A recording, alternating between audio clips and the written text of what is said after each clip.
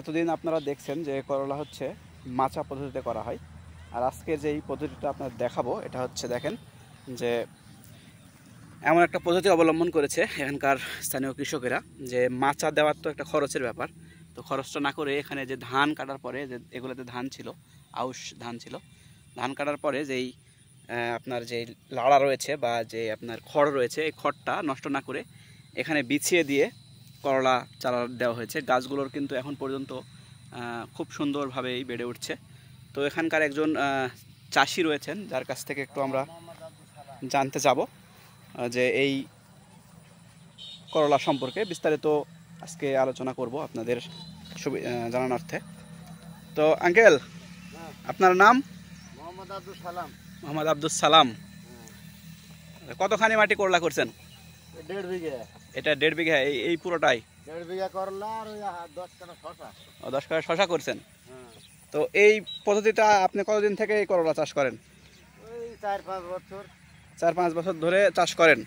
তো 1 বিঘা মাটিতে দেখা যাচ্ছে যে করলা চাষ করে আপনার লাভ কিরকম আসে বা খরচ কিরকম? বিগত 3-4 বছর যেগুলা হয়েছে বিঘা 40,000 পর্যন্ত লাস্ট পর্যন্ত খরচ দাঁড়ায়, আর 1 লাখ টাকা পর্যন্ত আসে। খরচটা যায় কিরকম? খরচ যায় বিঘা প্রতি 40,000। 40,000 টাকার মতো খরচ যায়। 50-60,000 টাকা আসে। 50-60,000 টাকা আপনার লাভ হয়। তো এই পদ্ধতিতে যে করলা করছেন এটা কি জাতের করলা বলে আপনারা চাষ করছেন? মানে বিগত দিনে কি চাষ করছেন? বিগত দিনে লেওয়া ছিল হাইব্রিড মেটাল, আর এইবার যে গত 3-4 বছর আগে, আর এইবার দিতে হচ্ছে হাইব্রিড প্লাস। তো এটা হাইব্রিড প্লাস বলে দিতে তাহলে করলা বড় হওয়া লাগবে, করলা ছোট একা বেকা, মানে সাইজটা ভালো না, সাইজে খুবই ছোট আকারে। তো মন হইতে প্রচুর করলা লাগবে, কেজি হইতে প্রচুর লাগবে, এইজন্য একটু লসের সম্ভাবনার দিকে মনে হয়। লসের সম্ভাবনার দিকে মানে করলার বীজ নাই দিয়েছে তার টাইনালি আসার মতো পর্যায়ে চলে আসছে প্রায়। এখন কি স্প্রে? মোহাম্মদপুর, বালিশ, মহানগর, বিদরপুর সব লোকেই ধরবে। আচ্ছা আচ্ছা, আপনার এই এলাকার যে লোকগুলা করছে আর কি। তো এই বীজগুলো নিছেন কোথা থেকে?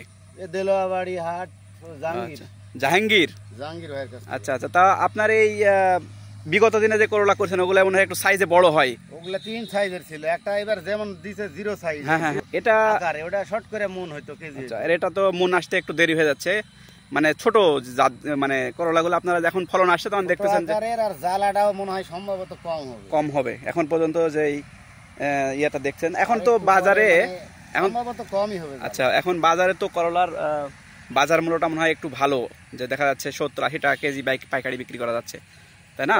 60, 50, 70। তো এটা কি আসলে ওই ছোট জাতের যে করলা এটা কি চাহিদা বেশি নাকি বড় যে জাংলাতে করা হয় ওটার চাহিদা বেশি?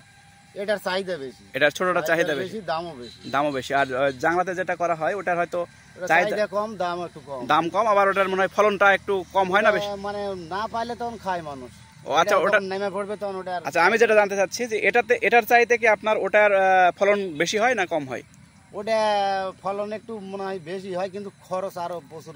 ওই যে জাংলা করতে যে খরচটা, ওই খরচটা এক্সট্রা যায়, আর আপনার এটাতে এক্সট্রা খরচ করতে হয় না, খরচ নাই, যার কারণে একটু লাভবান হচ্ছেন মনে হয়। মানে আগে লাভবান হয়েছেন, কিন্তু এবারে কি হবে এটা এখনো বলতে পারতেছেন? লাভবান হয়েছি বিগত 3-4 বছর, কিন্তু এইবার লসের সম্ভাবনার দিকেই বেশি। এখন আল্লাহ কি করবে এটা বলা যাচ্ছে না। এটা আল্লাহর ইচ্ছা। তো কতদিন হচ্ছে এই করলা গাছের বয়স? গাছের বয়স আজকে 34 থেকে 35 দিন হবে। 34 থেকে 35 দিন বয়স।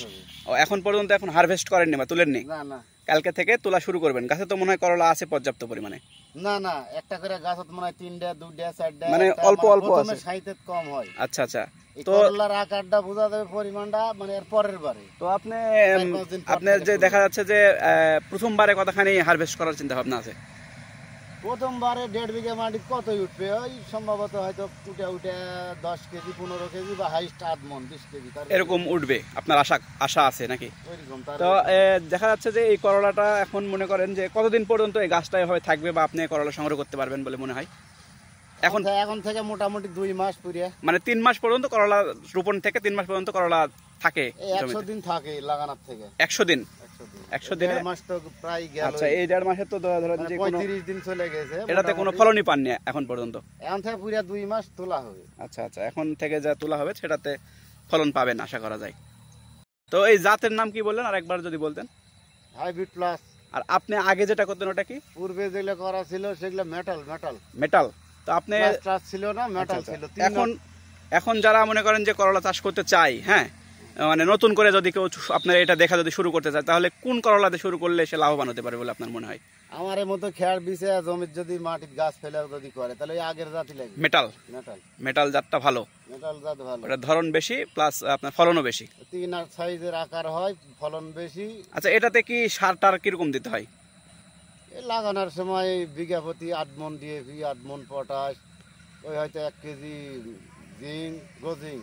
আচ্ছা আচ্ছা, তারপরে বোরন হয়তো 1/2 কেজি বিঘার উপর, এগুলো দিয়ে আপনার লাগাতে হয়। 10 কেজি এই।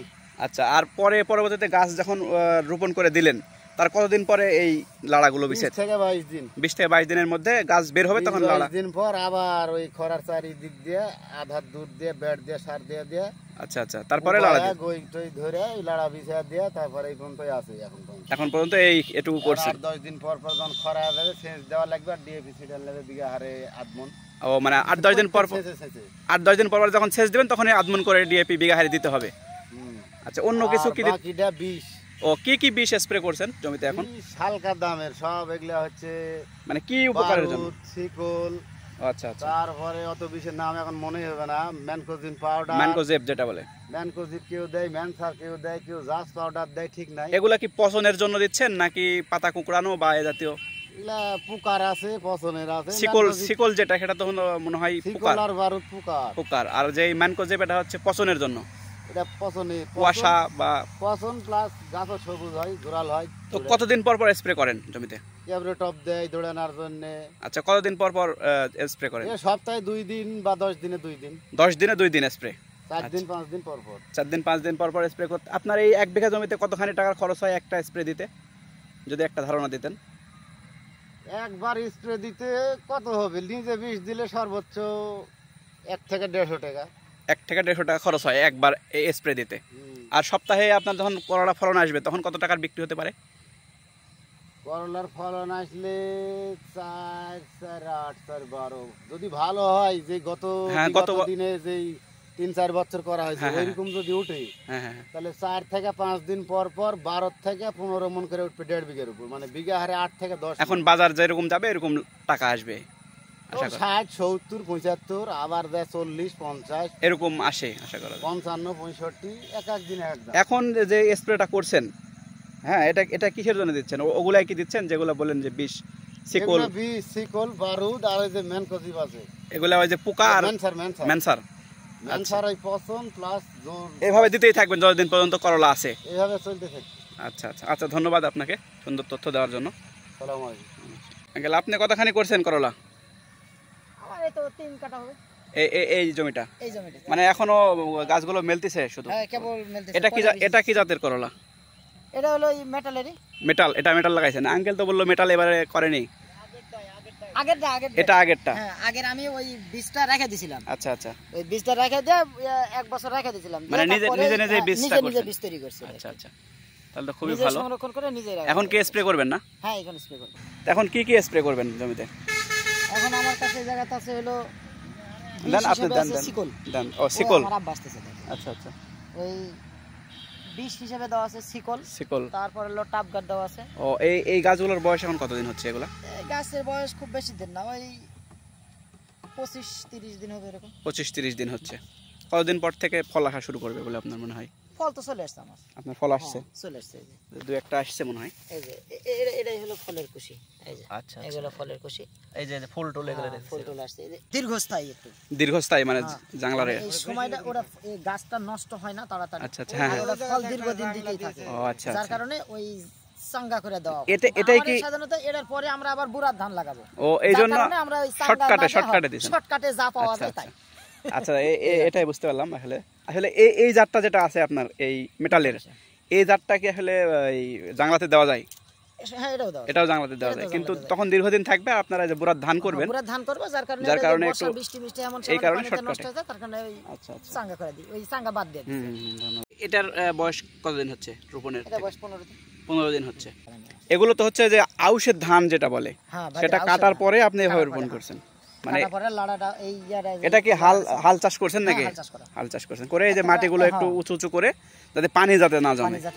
আর পরবর্তীতে এই গাছগুলো যে দেখতেছি, এই গাছগুলোতে পরবর্তীতে এই যে ড্রেন আছে এই ড্রেন থেকে মাটি উঠা দিবেন এদিকে, এই ড্রেন থেকে মাটি উঠা দিয়ে ঘাসটা মারিয়ে দিয়ে এরকম ইয়াটা মানে আর কয়দিন পরে এই মাটি উঠাবেন এদিকে উঠা দিয়ে? এর তো দাও হয়ে যেত আমার, কিন্তু আচ্ছা ওই বৃষ্টির কারণে মাটিটা মাটিটা যখন শুকাবে তখন আপনি এই মাটিগুলো উঠাবেন। আর আচ্ছা তারপরে হচ্ছে এই লাড়াগুলো বিছা দিবেন, তারপরে লাড়াগুলো বিছা। আচ্ছা আচ্ছা আচ্ছা, খুব সুন্দর লাগলো আপনার। যদি সাঙ্গা করে দেওয়া হয়, হ্যাঁ হ্যাঁ হ্যাঁ, জাংলা করে দেওয়া হয় তাহলে এসব আর করা লাগে না, ওই ডাইরেক্টলি ওই খোসা পুঁতা, হ্যাঁ হ্যাঁ যেমন ওই যে একটা দেখতে পাচ্ছেন, হ্যাঁ হ্যাঁ হ্যাঁ উঠে গেছে এরকম ভাবে যখন ওই খোসা দেওয়া উপরে উঠে যাবে তখন ওই মেলে একা একা এই জাংলার উপর চলে আসে, জাংলা তল দেখে জাংলা পদ্ধতি। আমি ওই পদ্ধতিতে একটা ভিডিও এর আগে আপলোড করেছি, ওটা দেখছে অনেকে, কিন্তু এই পদ্ধতিটা নতুন দেখলাম আপনাদের এলাকায় এসে, মানে প্রায় জমিতে দেখতেছে এই যে দেখেন এই প্রায় সবাই এই আউশ মৌসুমে ধানটা কাটার পরে আপনার এই জমিটা যে পড়ে থাকে, পড়ে যাতে না থাকে এই কারণে আপনারা এটা দেন। এটা তুলে নেওয়ার পর বুড়ো ধানটা আবার ধান লাগাবে তার কারণ যে ওই সাঙ্গা দিলে একটা হয় কি ওরা এই গাছটা দীর্ঘদিন থাকে, আচ্ছা আচ্ছা অনেক দিন এটা লাস্টিং করে এবং অনেক দিন ফল পাওয়া যায়। কিন্তু দেখা গেছে আমাদের এই জায়গায় আমি দিলাম না আরেকজন, যেমন ওই যে এই লোকটা ধান লাগাইছে, আচ্ছা এই যে ওই উপরে যেগুলো পড়ে আছে ওগুলো সরষে দেওয়ার পরে ওগুলো ধান লাগাবে, তো ওরে ওই যে ডিপের পানির চাপে এই নষ্ট হয়ে যায়, যার কারণে আমরা ওই সাঙ্গা না দিয়ে এইভাবে দেখছি। আচ্ছা আচ্ছা আচ্ছা, ধন্যবাদ।